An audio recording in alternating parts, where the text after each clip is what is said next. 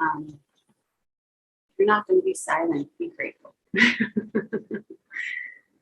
There's that line that I heard Mary say, "Be still and know God." And I remember as a spiritual practitioner, they walked us into meditation pretty often with that quote.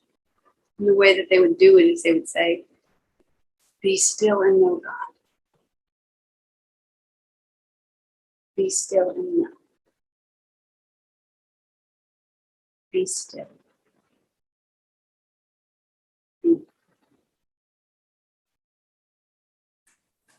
And that beautiful recipe just really helped my mind to anchor. So I don't know about you, but I have a very busy mind. I'm a very busy person. I'm a busybody. And when given the invitation to speak about silence is golden, I mean, I'm surprised my husband didn't make more jokes, because he's told me I speak more words than he can hear. And it took me a long, long time to understand the value of silence. So for this conversation, for this contemplation, I am actually guided to leave some pockets of stillness and silence for us. And when that should happen, I invite you to practice silent waiting, which is a term from Quaker, the Quaker religion. You know, at SpeakEasy, we honor all paths to God. We attempt, to do that. But what I've noticed is that woven into every path to God is the honoring of silence. Be still and know God. Wait silently on the Lord. If it's hard for you to do that, it's interesting that the universe will give you the opportunity. So prior to this talk, I got a sore throat. I couldn't talk for a couple of days. And it's funny, God will do for you what you can't do for yourself. I wasn't on any of the calls in the morning, so if you were missing my presence there, I was MIA because I was being still and being silent. So the Quakers, they know how to do that. They are a group that has Christian roots. They began in England in 1650, and they consider themselves pacifists, like us, because here at SpeakEasy we say peace is the goal, and that's really based in A Course in Miracles. They believe that there is something of God in everybody, and they value all people equally. They oppose anything that might harm or threaten anyone. I think that's a really beautiful tenet, and I think that we're in harmony with that concept. I feel like a pacifist. I can't really assume that about you. Each of us gets to decide where we are on that spectrum and how we want to identify. But I will say that peace and equality are strong values of A Course in Miracles. And in A Course, we're all invited to seek counsel from an internal teacher. This is the same for the Quakers. They don't have priests or popes or, middlemen. Each individual has access to the divine. And that's true for those who study A Course in Miracles. And instead of teachers, they have brothers like we have here. In A Course, it speaks a lot about our brothers, your brother, and how you're caring for your brother. Quakers religion, they speak to each other as friends. They call themselves a society of friends. I think that's so beautiful. So just like us, we're just friends walking each other home. And the Quaker community, the way that they worship is that they sit in silent waiting without need, just drinking in this moment, and if inspired, speaking, if spirit should move them to do so.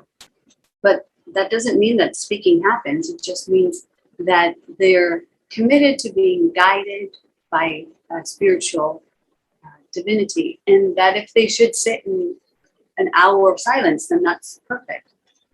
So this type of container we see here at SpeakEasy, where we sit and we invite people into conversation. If you're ready to speak, you can. If not, it's okay. No one's required. It's the same philosophy that I witnessed in the 12-step community. So during our time together, I invite you to just practice that, letting the ideas settle, be with your breath, Give yourself the gift of slowing down, being, silently waiting. And if you find yourself wanting to write things down, do that. I find that to be helpful sometimes. When we do this, when we make space, when we honor spaciousness and silence, we immediately seem to move from the ordinary to the extraordinary. And the way that we get to this space of realness is by removing all of the distractions, to still the body, to still the voice, to still the mind, and to just be. To come to this present moment and just be in this breath, this beautiful, this bountiful breath. And in this breath, remind ourselves that we have everything that we need, because we live in the embrace of a sufficient God. Now, from the pulpit of SpeakEasy, it's kind of ironic to attempt to speak of silence. But I'm sure that you won't be surprised that I actually do have a lot to say about silence. We, however, are a community that is fully invested in the voice. I mean, that's our strong card. We are a community that's invested in the healing balm of conversations. We actively promote breaking the silence, speaking up, SpeakEasy, Voice Box, which is our story night, Voice Visibility and Value, which is one of our programs. These are just a few of the ways that we demonstrate that we honor the voice, that it's important to us. And many of us here are here because we're actively finding our voice and learning how to use this tool of voice. And many of us have been wounded by silence. If you have ever been shut down, if you have ever been told to shut up or pipe down, if you have ever been given the silent treatment, isn't that a sweet spot of hell? To ostracize someone from your words or from their own. But of course, silence is just like everything else. It can be used for a blessing or a curse. And yet silence is neutral. We make it holy or unholy by the way that we use it. Silence has been used as a weapon. And it can feel like we want to be cautious around the edges of silence. How are we using silence? Some of us find that it's really quiet. It's really hard to be quiet with God. We go, oh, I can't meditate. This was me many years ago. I can't meditate. I can't be still. And yet that same individual was perfectly comfortable being absolutely, cut off or turning a cold shoulder on a loved one. So it's not silence that we can't do. We can all do silence. We've all done that. We can be silent. The question is, how are we being with silence? Is it being used as a weapon? Or is it being used as a way to peace? You could ask this question of everything in your life, every relationship. Is this being used as a weapon or a way to peace? So silence is no exception to those questions. And silence can feel, for some of us, curious and mysterious and maybe even agitating, because I think, we know that if we really honored silence, we would access a new power. And that is something the ego doesn't want us to do. And that's why we stay very busy. And it's funny to think that even the ego can use silence. So we go to silence to try and prove, many times in spiritual circles, we go to silence to try and prove that we're holy. Which is just interesting, We go to meditation to try and prove that we're holy. And if we do this, our stillness will feel like a punishment and a time out instead of a time in, a time that we turn into love. In meditation and stillness, it can feel like we're all running marathons to it. We have these apps where we're loading up on how many minutes can we do, and as if there's some sort of trophy at the end. But here's the thing, time doesn't matter. I know that sounds kind of radical, but it's true. Time doesn't matter. There's no time, so it doesn't matter. And how do I know this? Because you can't measure peace.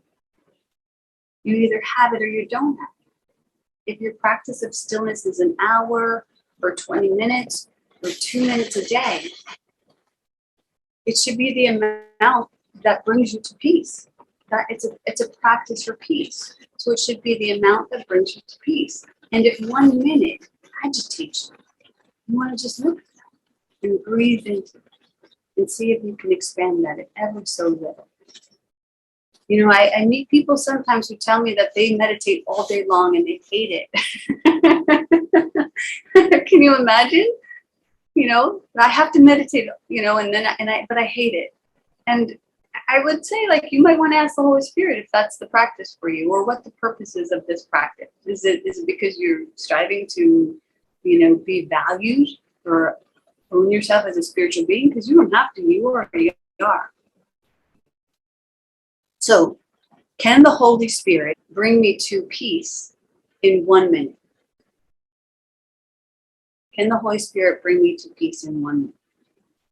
Of course. Of course the Holy Spirit can. Or do I need to sit for hours? That's a question for your internal teacher. But I think that the Holy Spirit can do great things. Now, if you find yourself slipping into this sweet salve of silence and you're swimming around in this pool of meditative bliss for the entire day and you don't find yourself coming up for air for one breath of the busy world, if you remain in extraordinary and this is guided by God, great. Make a day of it. Wonderful. But all of this should be directed, not projected. And I don't want you to leave here thinking, oh, Maureen says that I don't need to be still. That's not really what I'm saying. I'm just saying, ask your internal teacher, and not your meditative app and not your local favorite guru of the month, not even like holy teachers like Ram Dass or Paramahansa Yogananda. Jesus demonstrated many, many times in the Bible that he went into the desert and he prayed. So you see all of these teachers are exercising this solitary practice, but be with it, not from a place of guilt or shame or blame, but more of a place of curiosity. And you might want to ask yourself, am I allergic to stillness? I was. And it's hard not to be in our modern age where every single moment can be interrupted and filled. So instead of browsing through this expansive breath, we're browsing through Google, hunting for things that we don't need, information and distractions, sending text messages, feasting on the ever-available parade of current events and breaking news. And it's funny to even think about the phrase breaking news. What is it breaking? It's breaking into my day. It's breaking into my peace. It's breaking me. And its job is to do just that, to distract and fracture. Much like the point system that we talked about last week, is about, fracture and distract. And the truth is that when I say that the news is breaking me, it puts me in the victim position. So we really want to take responsibility for it. Aren't I the one responsible for how and where I give my time and attention and focus? So the news is not breaking me. I'm the one that's handing them the keys to the door. They're not breaking in, I hand them the keys and I say, make yourself at home, fracture and distract me because I'm allergic to peace and, and stillness, and really any bump or rustle will do. So just so long as I am not here and I'm not right here. And so we're each responsible for the programs that we invest in. We see war because we want war. But we could have peace instead of this. Even if there is 1,000 wars at my stoop, Even if there are 1,000 wars, wanting to walk through my threshold, even then I can have peace. We want to blame a very busy world, and the world is very busy, and we want to blame this very busy world that's fully invested in drawing us into salacious stories and shiny objects. But we are at choice, and we get to demonstrate our allegiance by what we value and what we make space for. And if we value peace, we will know for sure how very golden silence is. Because we will value silence as golden, and we will value it the way we value gold. But we don't really do that at this point, it seems. A Course in Miracles says that we can say that God is, and then cease to speak. That we can just let that hang there. God is.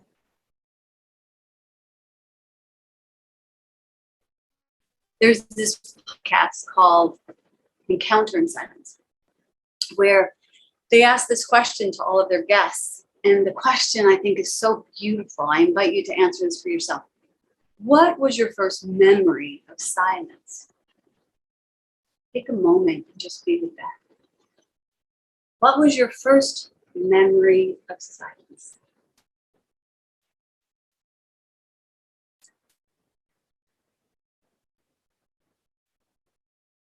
It's a good question, isn't it? I remember, as an actress, we would shoot a scene, and then the production company, the director and the sound team would say, okay, we're going to do a minute of room tone. Everybody be still, and we're just going to record the room tone. I had no idea what they were talking about the first several times I was on set. But if somebody was going to do a voiceover later on that they needed to fix something, they needed to have the underlying tone of the room so they could place the voice on top of the tone of the room so it didn't sound like it was out of accord with what was already shot. But in those moments of shooting room tone, where everybody had to be still together on the set, no one was to move, no one was to make a noise, I began to understand the beauty of silence. And I began to listen for the room tone. I didn't even know that was there. So when first asked this question, what was my first encounter with silence, it took me a while to conjure what felt like a true memory of silence. Because that room tone always seems to be humming beneath everything. My thoughts fled to like starry nights on the back porch, growing up as a kid down the Jersey Shore. But in that memory, I heard the ocean, and I heard the chirping of night, and I didn't know if that was silence. And then my thoughts drifted to that fat pause that lived between when I was a kid and I would ask my parents for something before they answered. It was like the silence that seemed like eternity. Yes or no? That silence that felt thick. And then there was the moment when my second husband, Will, asked me to marry him for the first time. When all I heard was silence. The silence that I was supposed to fill with my voice, but I was just not ready to answer yet. And I could feel my toes gripping to the cusp of this cliff that he was wanting me to jump off with him. And there was silence. And I had been so banged up by my first relationship, the first time that I answered that invitation with my first husband, that the question just took my breath away. So when Will asked, there was just silence. And I was so surprised by the silence. I just couldn't even find the breath to move any words forward. And so between us grew this Grand Canyon of silence. And it was palpable. You could feel it. And the most wonderful thing is that he honored it. He honored that silence. I mean, he asked again a few months later, but in that moment, and I'm so grateful that he did that. And it was the second time when we were on Madeline Island that he asked, and I was at that point fully able to break the silence with my truth. And that's a beautiful example of how we can honor silence for someone else. I personally am not great at this. I don't know about you, but if I want something, I ask and I ask and I ask and I ask. And I'm not about slow cooking anything or waiting. I microwave everything. I've gotten much, much, much better, but this is just the truth. And I don't think it's an uncommon truth. Then another memory of silence came to me when I recalled my first holy confession. I don't know if there's any other Catholics here, but that booth, that felt like this phone booth for a queen, going in there, and it was like red velvet and crushed cloves and this incense. And between that moment that I got myself settled in the booth and the moment that that little window sort of creaked open, there was this thick silence that was like rich and vast. And it felt holy and spacious and roomy and warm. And if the priest hadn't broken the silence with wanting to know about my sins, I would have gladly moved into that booth. That's how nice it felt.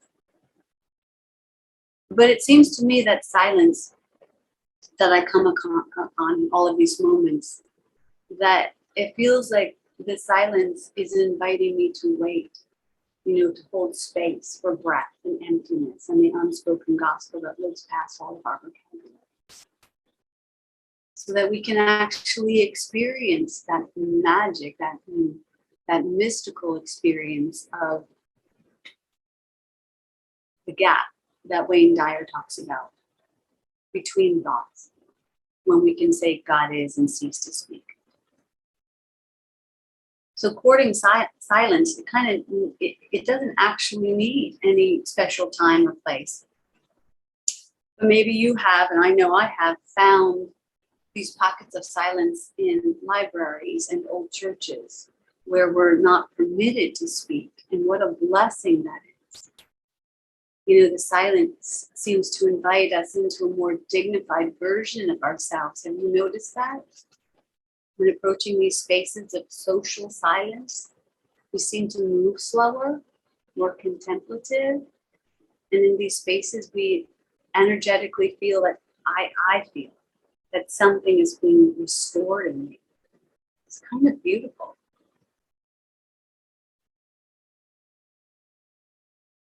Where it's just like silence for the sake of silence. I think it's very helpful.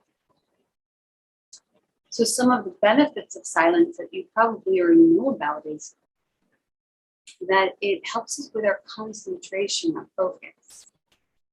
It helps us with our creativity, with our awareness, with our peace of mind, and with our patience. I guess the last place of silence that I wanted to share, and I'd love to hear what you have to say about your own practice of silence and courting silence, valuing silence, is that the place where I really seem to invest willingly and generously in silence is when I'm writing. Maybe if you're an artist or a painter, maybe this is true for you as well. Because for me, writing is mostly about listening, silently waiting, like the Quakers invite us to do. Silently just waiting. Like for this talk, I didn't know what I was supposed to speak about. So I just asked, I waited, and I listened. Silence is golden, came the words. I wanted to not hear that. But waiting and listening and stillness, these are powerful ingredients to creativity, to writing. And in this world that wants us to rush and hustle and get there yesterday, where my friend Elizabeth says that instant gratification is too slow, I invite us to court some silence and see how we feel. Of Course in Miracles says the ego speaks first and loudest, and that ego attacks and spirit does nothing. And I have attempted to use both of these principles, and they have benefited me in ways I couldn't even begin to explain, because it's beyond, especially the part where it says ego attacks and spirit does nothing. Maybe you've noticed this when you seem to be wrestling with something and you just get fed up with yourself of trying to figure it out and you just go to bed, you go to sleep, and all of a sudden you wake up the next day and it doesn't seem to be a problem anymore. You didn't do anything. You didn't do anything to change it. You didn't take any action, but all of a sudden it's just not a problem. It's so brave not to respond. It's so very brave not to be a puppet on the strings of fear. It's so very brave to do that. To simply let fear run itself out. Because if there is fear in anything, it is a glitch in the system and it will implode. Trust me on that. It might take time, but it will happen. So Psalm 62 says, "For God alone my soul waits in silence." I like to say my favorite knock knock joke is, knock knock, who's there? God. Knock knock, who's there? God. God is behind everything. So, and answers the prayer in three ways. Yes, not right now, or I have something better. And so when it comes to truly listening to God, all we really have to do is be patient and hold the space for some silence. So I could talk about this all day, but I will leave some space for silence and for you to share your thoughts. You may be plagued with questions and concerns in your life. But some questions and concerns don't need immediate answers, but just some air. They just need maybe just to be asked and then let be.